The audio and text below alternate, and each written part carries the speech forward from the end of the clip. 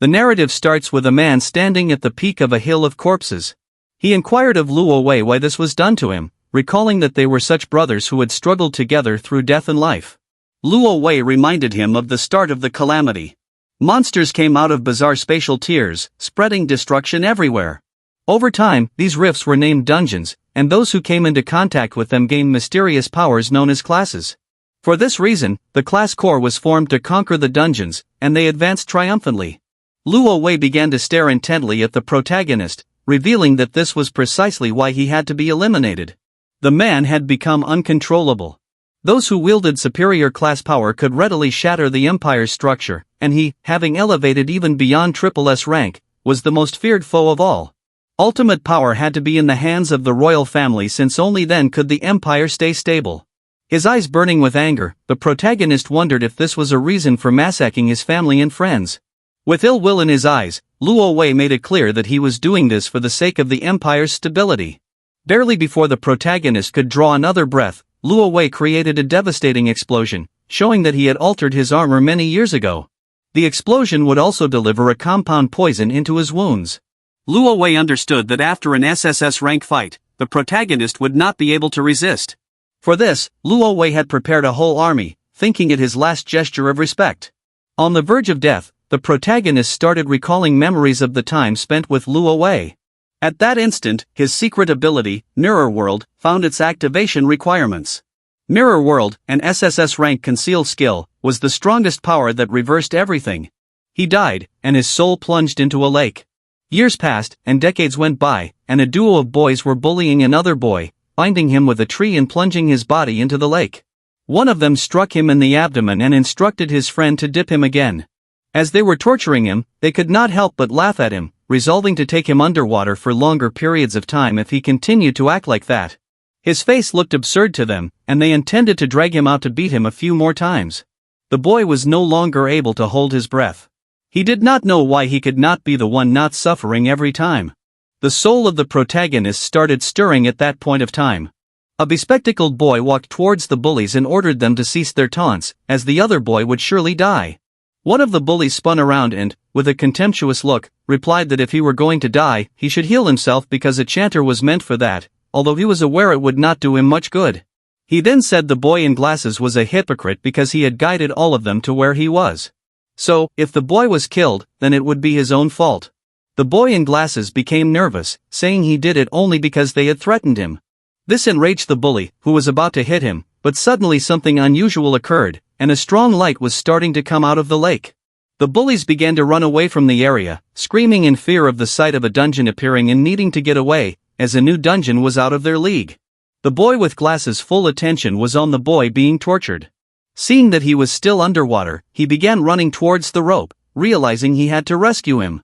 The lake had dried up at that point, and monsters started showing up.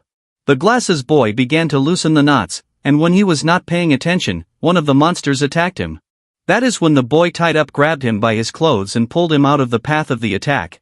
He then extended his hand and used the skill called Glacial Impact. The system would inform that he used basic heal on minor demon A, but the action was unsuccessful since the target's HP was already at the maximum. The glasses boy panicked, not knowing why he was healing the monster. When the monster attempted to attack him again, he channeled a shield, dodging the attack just in time. When the protagonist opened the information screen, he noticed his name was Yunche, and he belonged to the Chanter class. He understood he had cast a healing spell, and this was not his true body. Typically, when a person touched a dungeon, they would attach to the system and receive a random starting class, which would be permanent. Then they would develop and get stronger within the dungeon, acquiring skills based on their class. He, though, had been a warrior who had gotten to the top. At that time, he had utilized a skill known as Mirror World. Then he was imprisoned in the Mirror World until he witnessed the dying shout of that child. He then understood that he had been resurrected in that child's body. This was rather not a happy idea, but he still appreciated the boy for offering him an opportunity for vengeance. The glasses boy told Yunche that the monsters were closing in on them and requested immediate assistance since he could only manage 3 at most. The protagonist was aware that his physique was too frail. Even such tiny enemies were way out of his league. At their pace, he could not even run. In his skill window, he found they were all useless. Basic heal healed 1 to 4 HP to a target, and entangling vines called upon vines to pin down an individual enemy with a low hit. Chanter was too niche. Its abilities lay in support, but it was overshadowed in all roles. No wonder that class was always reviled. At least for the moment, with his veteran combat training, he could hold out for a little while. Yunche evaded the monster's attack, realizing he had to get out quickly since he would perish if his stamina was exhausted. The hidden skill, Mirror World, was now his only salvation. The protagonist evaded an attack without understanding how the skill functioned and subsequently touched the monster, but the skill did not work since the conditions were not fulfilled. He wasn't sure whether his level was too low or whether it required an actual mirror. When he applied the skill to the monster again, it did not work once more because his level wasn't high enough. Seeing this, he decided that Mirror World required a reflective surface in order to work. The problem of his level couldn't be fixed yet, so he chose to test another target. When the protagonist tried using the skill on the monster's sword, it failed again because he didn't have enough level. He attempted to use the skill on a torn loincloth, but it also failed for the same reason. The glasses-wearing boy freaked out and ordered him to stop wasting time with his useless skills since he could no longer hold on. There was a burst of energy that came from the sky, and out came a monster referred to as a malformed overlord, level 10. The glasses boy knew they were finished. A monster such as this elite one needed at least level 10 to kill. There were a few more bursts of energy that started coming from the sky, and his eyes opened wide in fear, sending him to the ground. Dozens of ferocious monsters materialized in front of them. When the protagonist was busy activating his skill, the monsters went charging towards them. Yunchi did not even dare use his skill on rocks and wondered if the level gap was too great. Then, the protagonist took the initiative to activate his skill on Xiaoxi's improvised barrier, but the system told him that it had failed because other skills could not be undone. Even though he knew he couldn't reverse other skills, a grin appeared on his face, for it meant he could reverse his own. After the protagonist applied the skill to his own ability, it showed that Mirror World had indeed reversed his entangling vine skill. Yunchi employed anarchic thorns, and thousands of thorns shot up from the ground. As one of the monsters attempted to strike, one of the monsters that had a red aura around it attacked the monster and saved Xiaoxi. The latter was confused, unaware of what was going on, but the former understood that the effect of the skill had somehow been flipped entirely, from immobilize. Now, it caused confusion. The skill of entangling vine usually entangled one enemy and immobilized it with a small chance. However, its reversed upgrade, chaotic thorns, now caused thorns to lash out at a target with a low chance of inflicting confusion. The monsters began to attack each other. This was due to the confusion status effect, which caused afflicted units to attack random targets. The protagonist couldn't help but smile, as he realized that a useless skill had become powerful after being reversed. This caused him to wonder what would occur if he reversed the rest of his skills. Mirror World really lived up to its reputation as an SSS rank concealed skill. Not only did it reverse the effects of skills, but it also gave a general boost. Had he used the non-reverted form of this skill, the success rate would be low. The restraint would only last a second, not even reaching the current level of potency. Yunchi picked up a sword lodged in the ground and couldn't help but ponder what would occur if he reversed his remaining abilities. His gaze shifted towards the skill-enhanced strike. It was 20 mana points, lasted 30 seconds, and gave a 5% attack increase to one unit, with the effect ceasing when the unit spent mana points. When Yunchi reversed this skill, it became Trick Blade. It was 40 mana points, lasted 60 seconds, and gave a 10% attack increase per spending of mana points. He enabled Trick Blade, and his sword started to give off a strong aura. He understood that whenever he used his skills, there was a 10% attack power increase. Trick Blade was enabled, with 60 seconds left on its activation. Any use of skills would automatically cause attack power increases merely by enabling this. The potential was amazing. Yunchi gained a level up, with him now being at level 6. He realized that most monsters had fallen due to battling each other and found that these monsters provided a fair amount of experience when they died. As one of the monsters attempted a surprise attack, our young hero responded in time and dodged the attack. Yunchi found himself looking at his own HP bar, which had 480 HP and 120 mana points. He noticed that leveling up completely replenished his mana points. Even though the monsters were still chaotic, he opted to experiment with this Trick Blade. Yunchi cast Chaotic Thorns, spending mana points. This activated Trick Blade's effect, inducing a sudden drop in his mana points, while his attack progressively added a 10% boost every time it was consumed. He now possessed 12 mana points, but his trick blade had caused a 120% increase in his attacks, with 44 seconds left on its effect. His eyes sparkled, and he focused on one of the monsters rushing at him. He understood that this skill defied all norms by allowing him to achieve 2.2 times his attack potential so conveniently. When the monster attacked, our boy parried the strike, stepped behind it, and sliced its back and stomach a deep gash. Chaoji was shocked.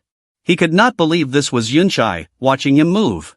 He was curious as to how a level 5 chanter could possess such ability, and since when did chanters have such skills?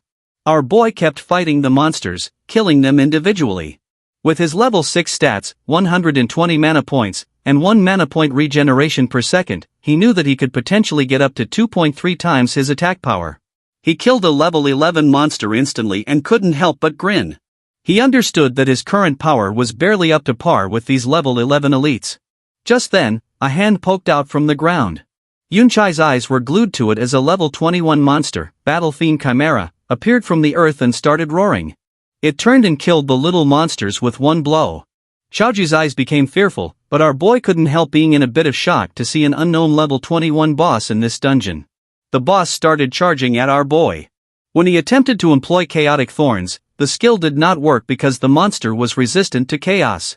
Before the monster could lash out, Chaoji stepped into its path and called out his shield.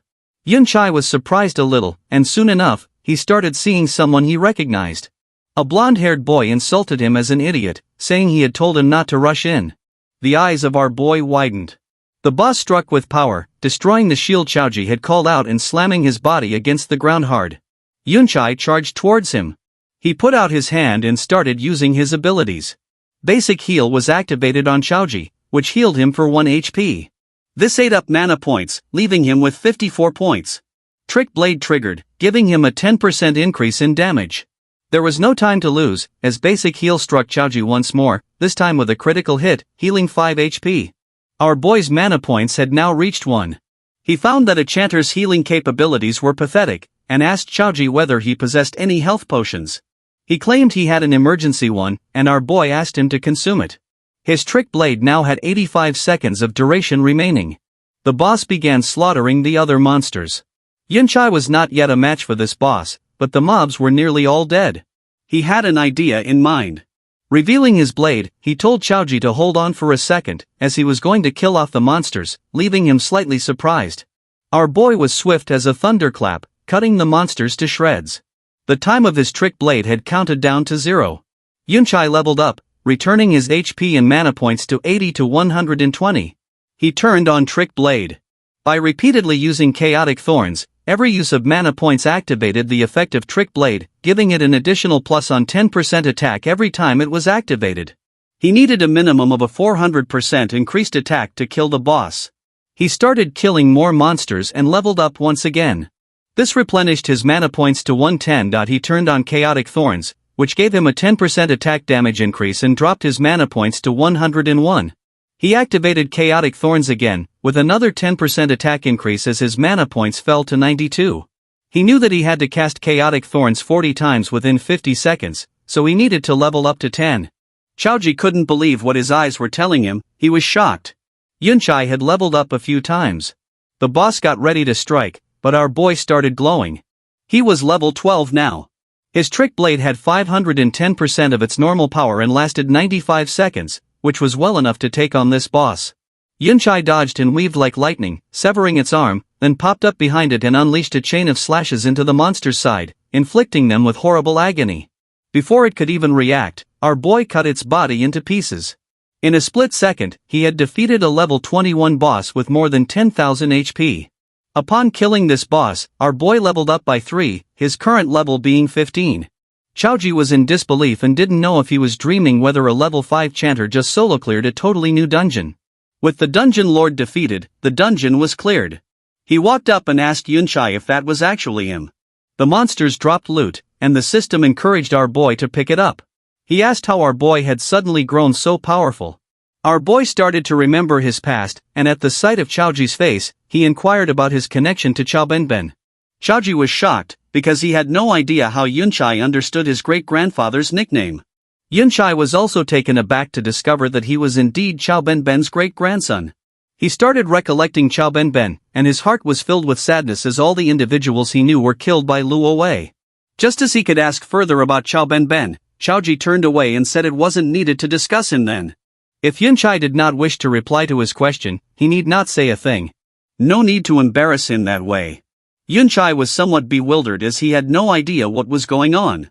Chao Ji said that, without knowing why, Yun Chai had secretly been keeping his actual power hidden all this time. He suggested that they had to go back to school. Because the following day, the school would arrange a visit to the Modern History Memorial Hall, and truancy would make them stand out. Yun Chai helplessly tightened his fist and was angry. He decided to hear him out, but he knew in his heart that he could not disclose his identity yet. Chao Ji would become suspicious if he asked too many questions. Yun Chai thought of the Modern History Memorial Hall. It must have information on what transpired after his death. They took the subway the next day on the way to school. The students were very enthusiastic.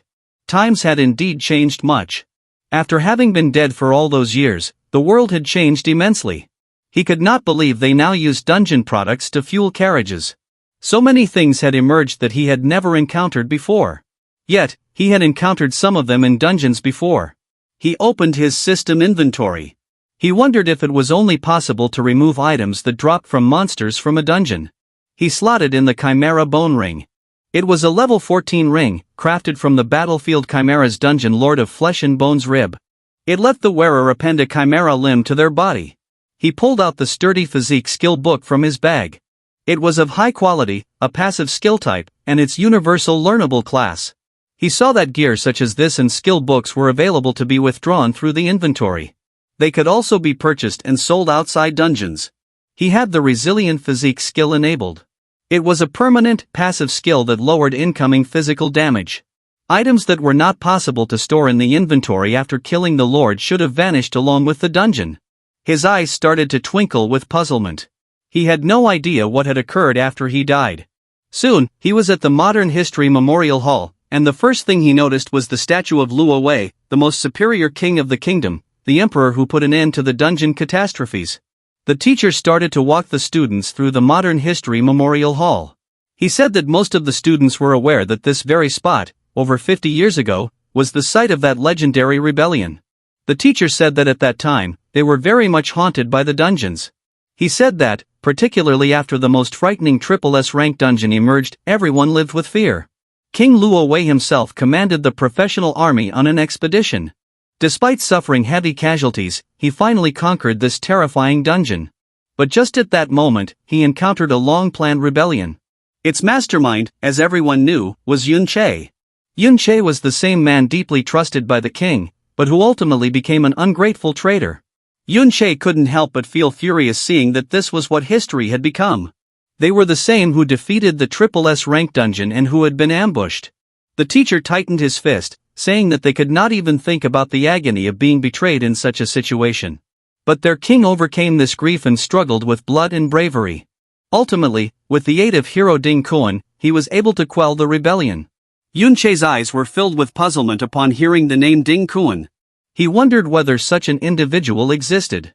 The bullies who had been tormenting Yun Chai in the lake showed up and were somewhat perplexed to find that they were still alive. They wondered how this was possible because he and Chao Ji had been pulled into the newly created dungeon. One of the bullies said that the dungeon had been cleared. He believed that for a new dungeon to be cleared so soon, there had to have been a master around. In his opinion, they were extremely fortunate to have stumbled upon that master. Our kid's eyes landed on them, and he knew they were the bastards who had been tormenting the owner of his body.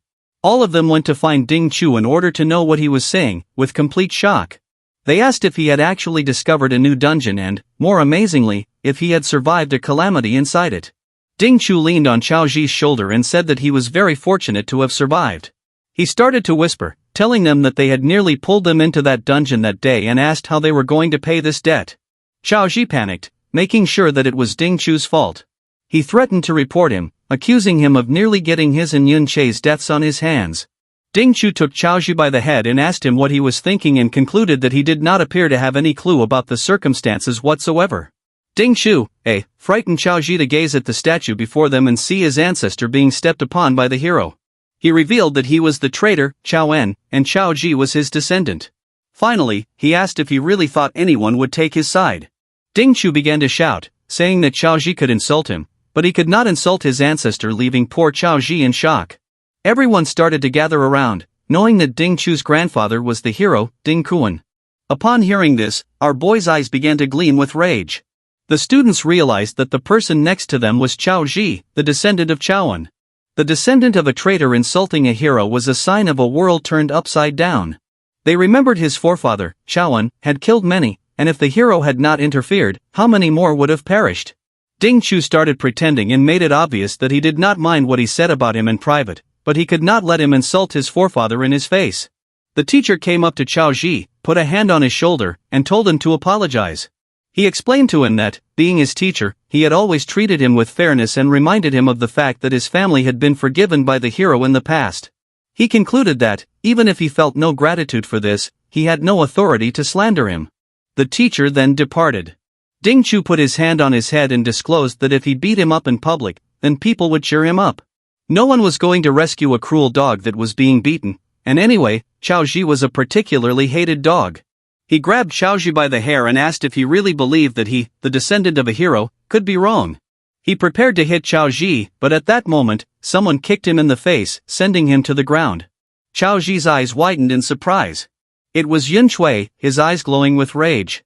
He wondered if the hero's family members did not have time to discipline their brats.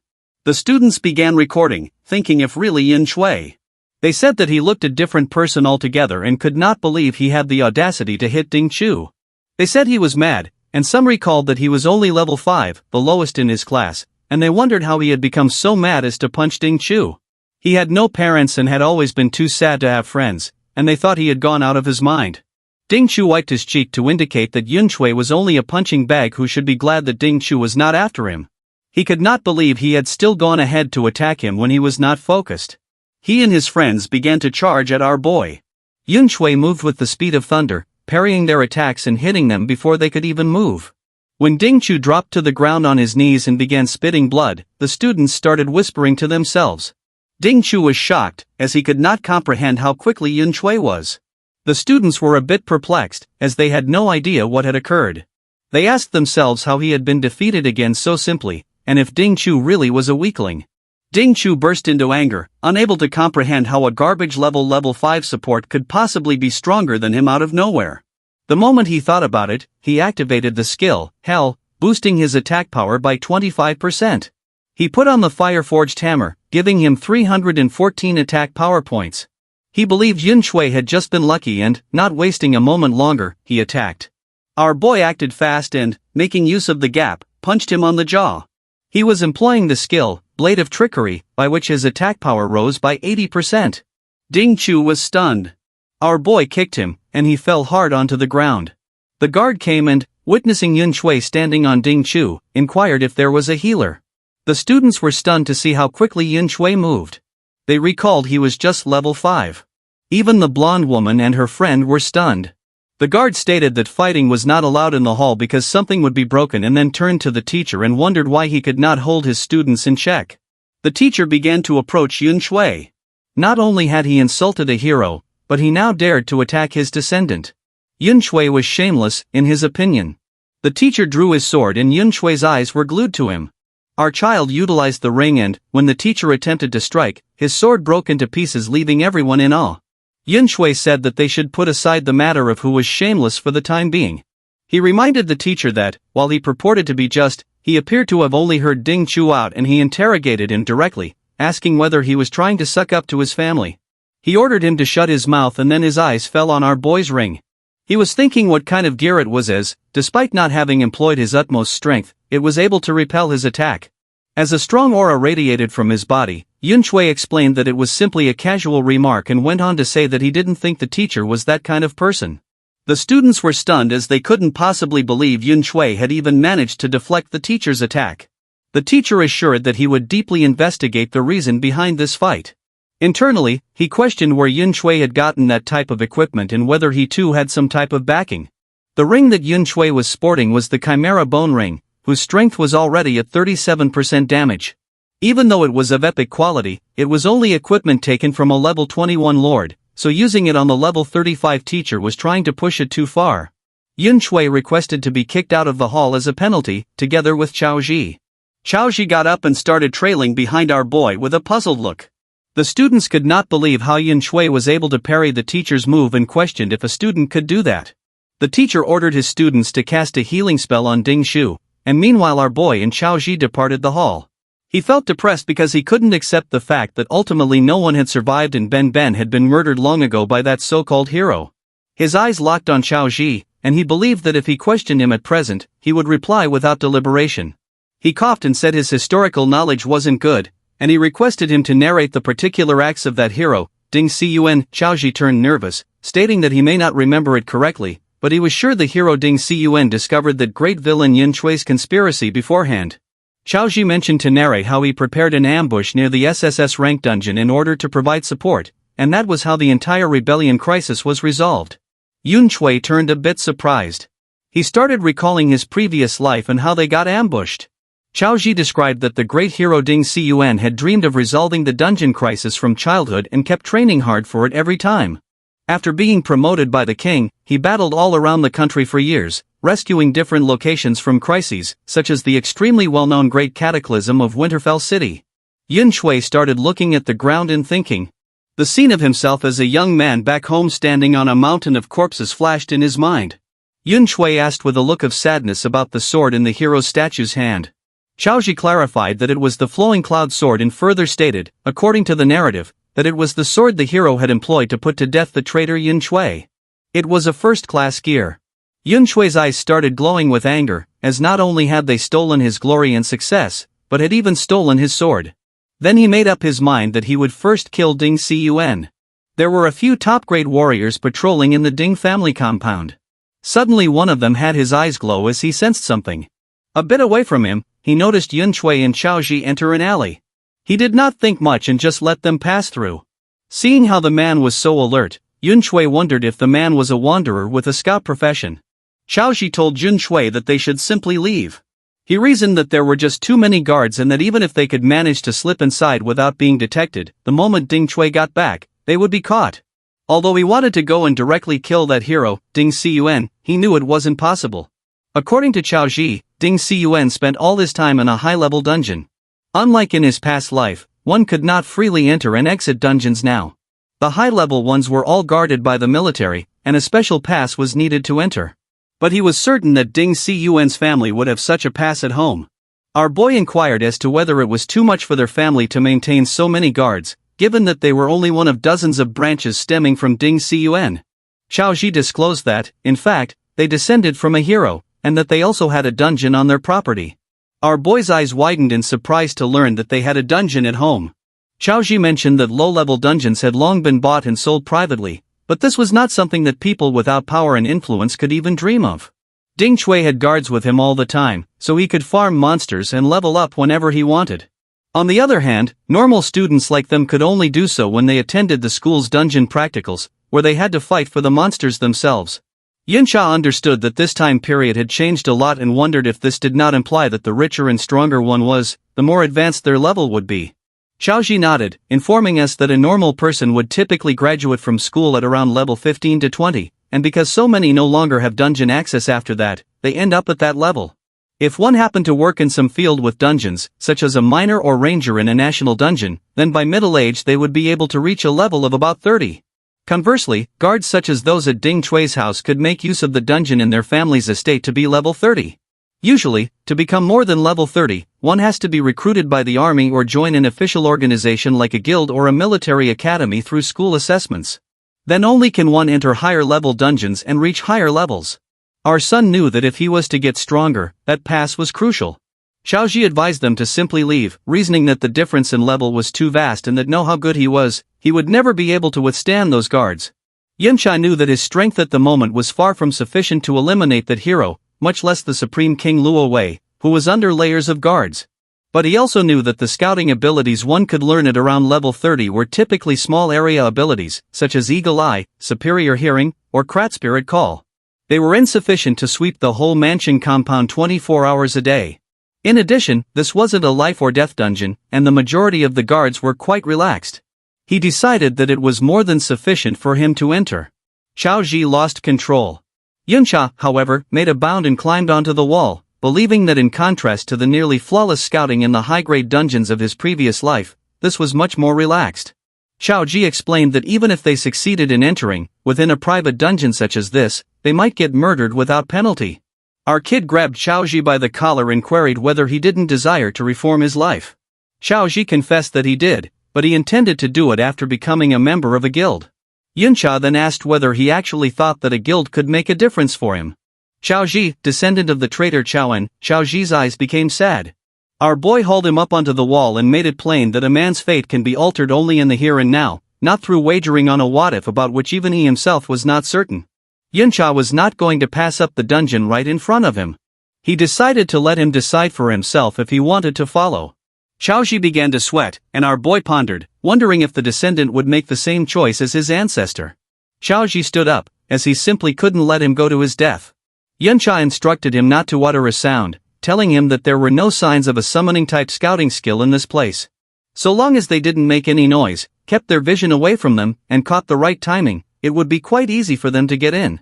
Yuncha pulled Xiaoji along, and according to his strategy, they successfully entered the compound of the Ding family. Xiaoji's eyes were on one dungeon that was located in the underground. They went into the dungeon and had two monsters, level 6 and level 8. Our boy observed that the level was a bit higher than in the last dungeon, but the number of monsters was fewer, possibly because Ding Su's family murdered them on a regular basis. Our boy told him there were just two tiny mobs and invited him to go and have a try. Xiaoji was too frightened and refused, saying he had no chance of beating them. Our boy pressured him into fighting. The monsters charged forward, and he called up his shield to protect himself, still disbelieving that Yuncha had entrusted him to emerge victorious. Xiaoji became anxious and felt he shouldn't have gone there. He wished to go home now. Yuncha told him to fight back, but Xiaoji inquired how he was to get the chance to fight back. Yuncha promised that he was guarding and nothing negative would occur. Xiaoji decided to believe him, and carrying his shield, he attacked. But then the other monster attempted to attack from the back, but he responded timely and evaded the attack.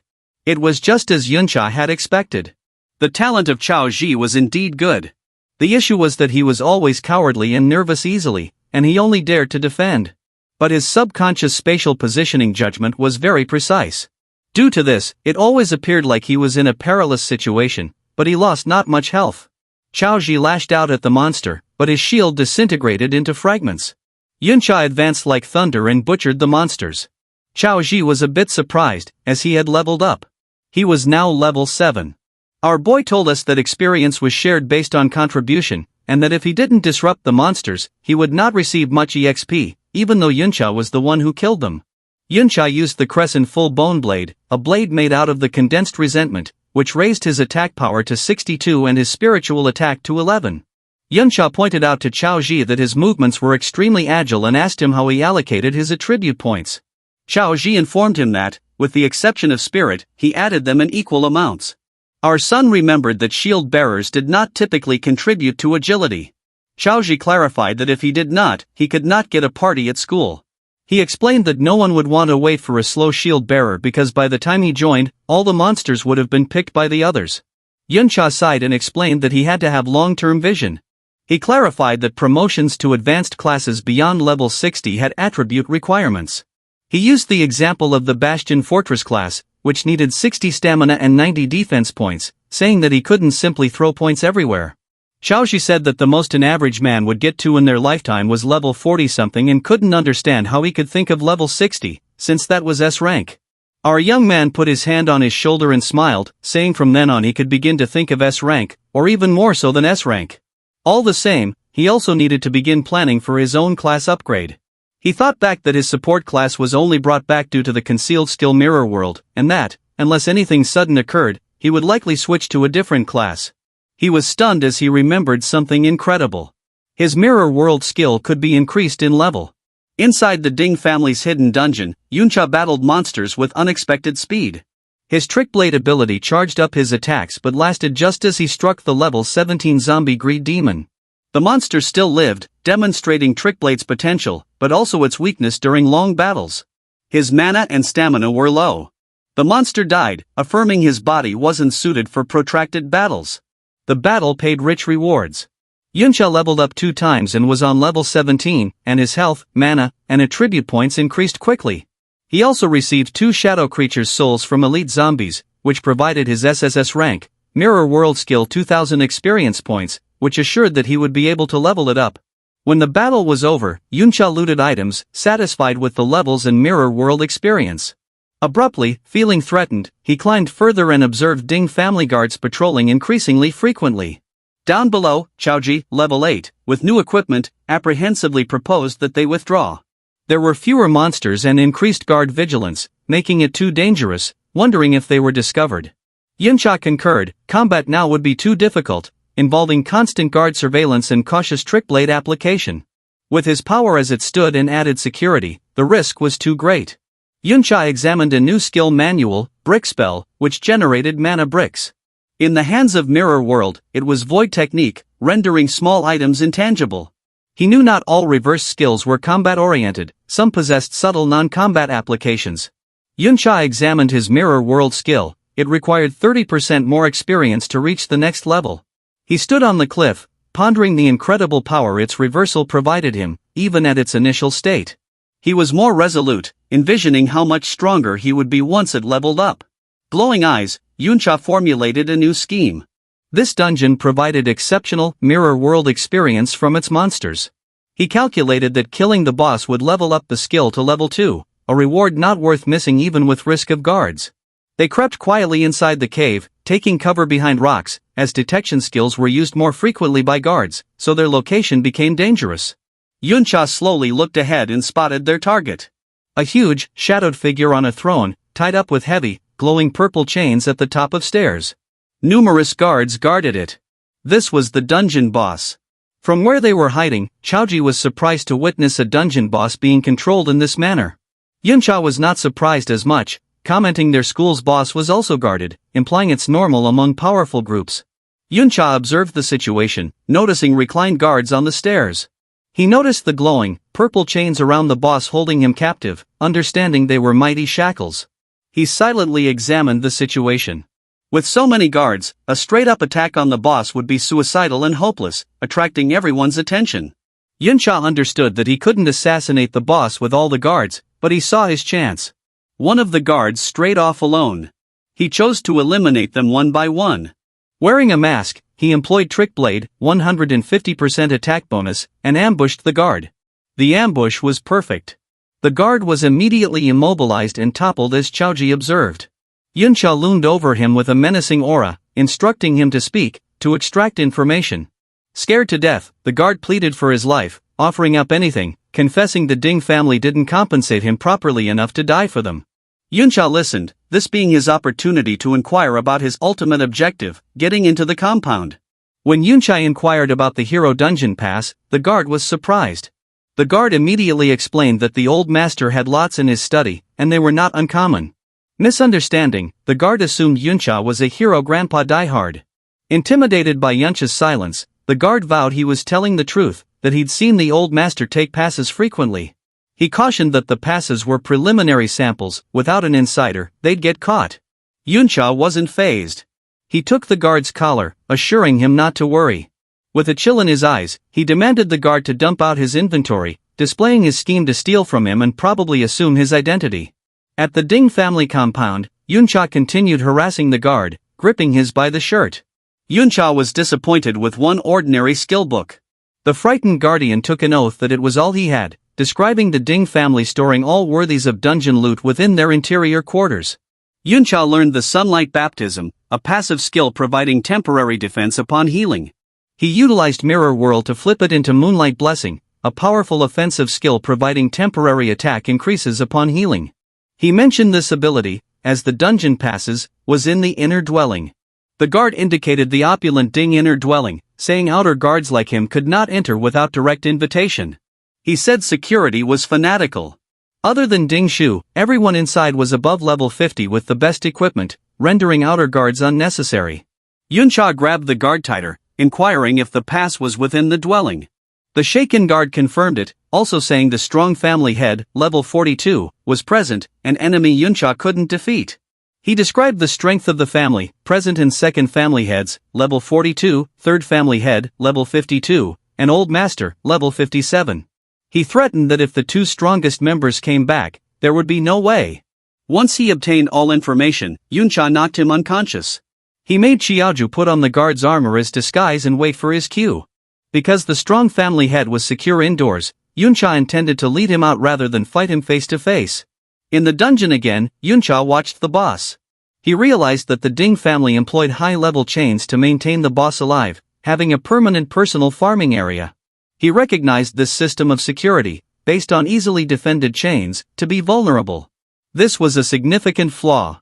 Guards believed their approach was secure since no one would open the chains. But they did not know Yuncha, who, in his previous life, was familiar with opening them. He approached one guard stealthily and simply opened the lock. The chains dropped, and the furious boss burst loose, ran wild. Guards panicked as the gigantic monster ran amok. This turbulence was just what Yuncha needed to entice the family head out of the inner house, employing the ideal technique to accomplish this. The stratagem succeeded. Alarms sounded as the level 42 family head stormed out of the undefended inner house, calling for instant dungeon reinforcement.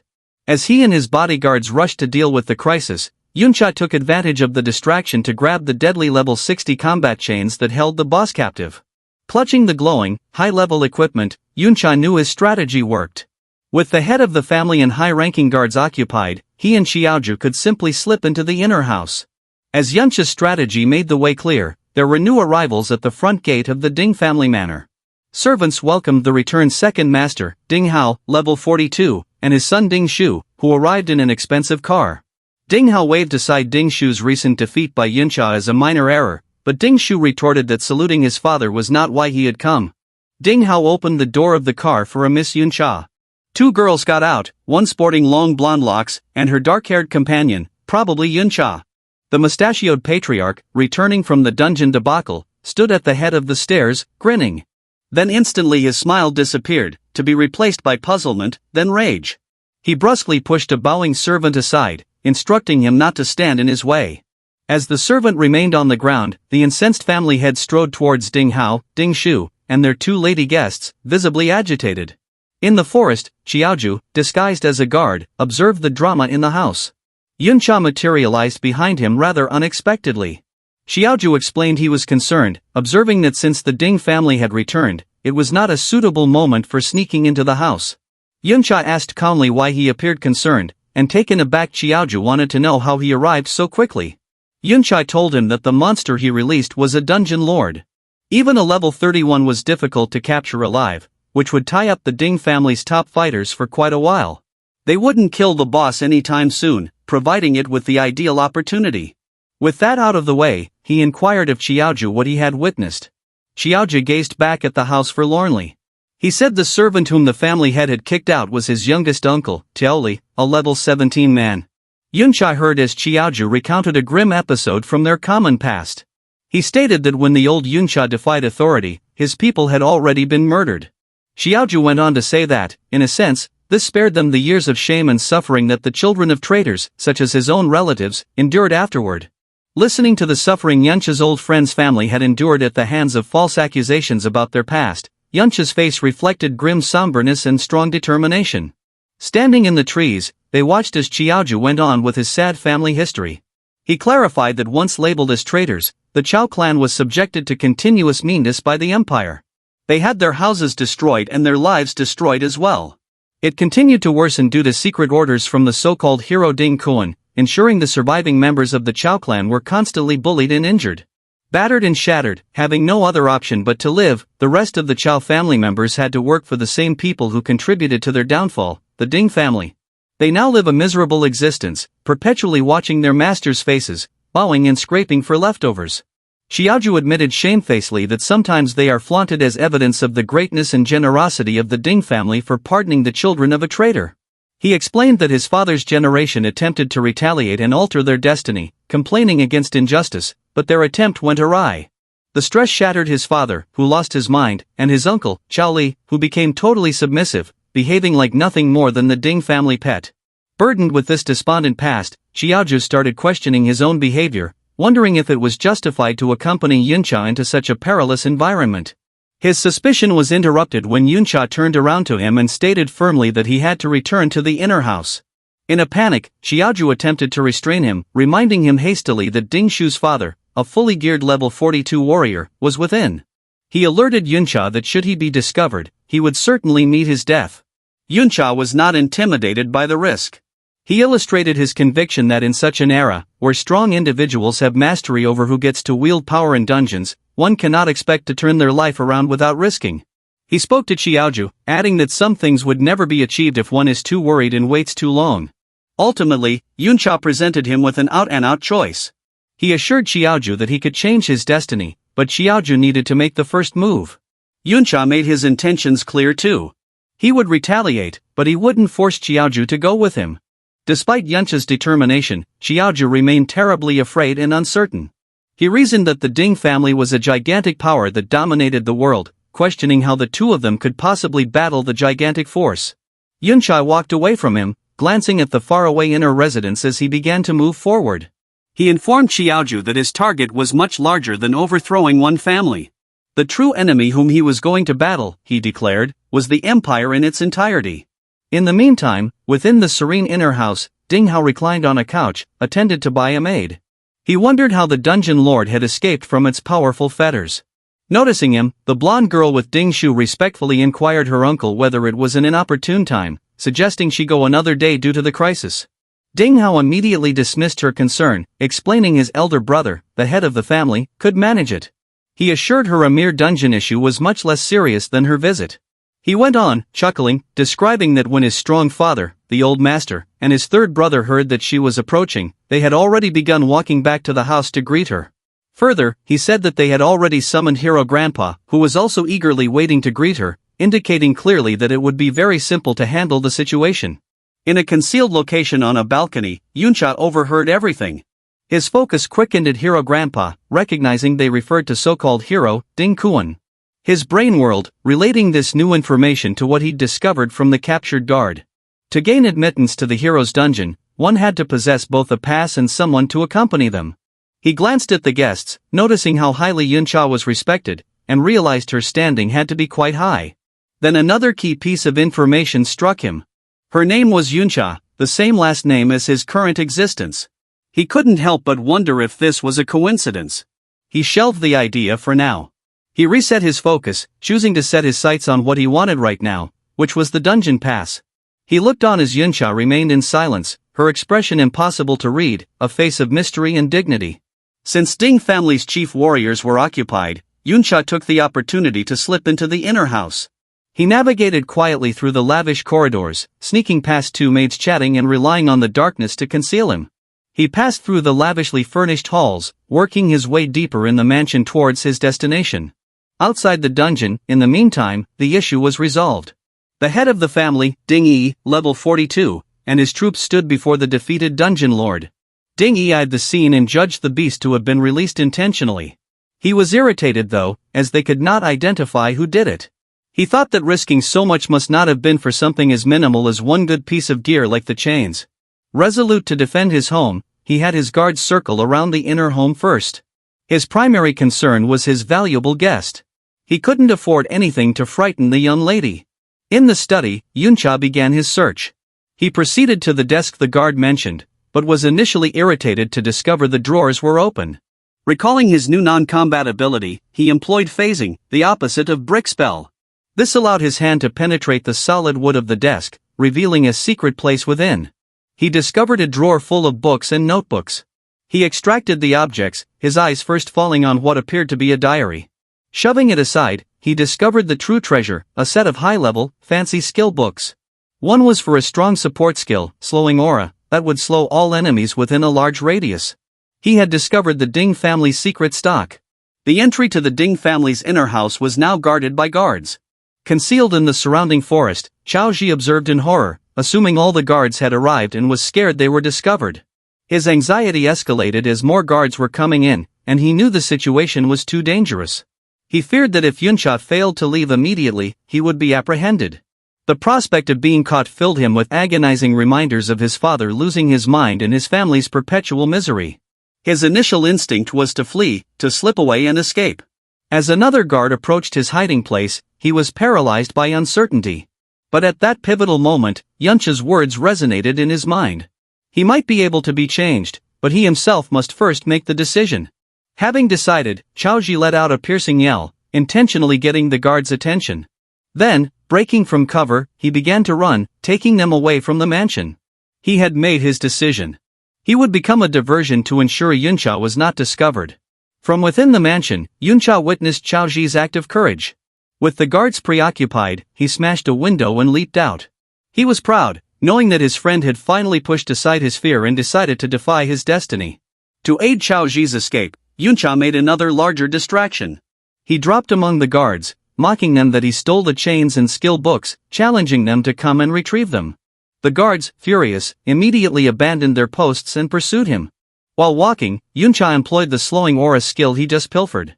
But due to Mirror World, the skill was inversed, becoming accelerating aura, which accelerated him and any friends around. The head of the family, Ding Yi, spotted them running but also noticed something unusual. Rather than running away from the mansion, they were running back towards the dungeon. Having realized the danger, he commanded 2 of his squads to halt their pursuit and return to defend the dungeon lord. Chaoji, who was now running alongside Yunchi, was completely bewildered. He questioned why Yunchi was taking everyone in the wrong direction, back into danger. Yunchi revealed his grand plan. Having so many guards attracted out to pursue them, the other forces must have defeated the wild dungeon lord already. In order to tame the strong boss, they would have had a gigantic battle. This made the health of the lord at its lowest possible level, and it was weakened. Yunchi examined the status of his ultimate ability, Mirror World, and saw how close it was to getting amplified. His purple glowing eyes told him what he needed to do. Murdering the weakened dungeon lord now would provide him with the last boost he needed to reinforce his most powerful skill.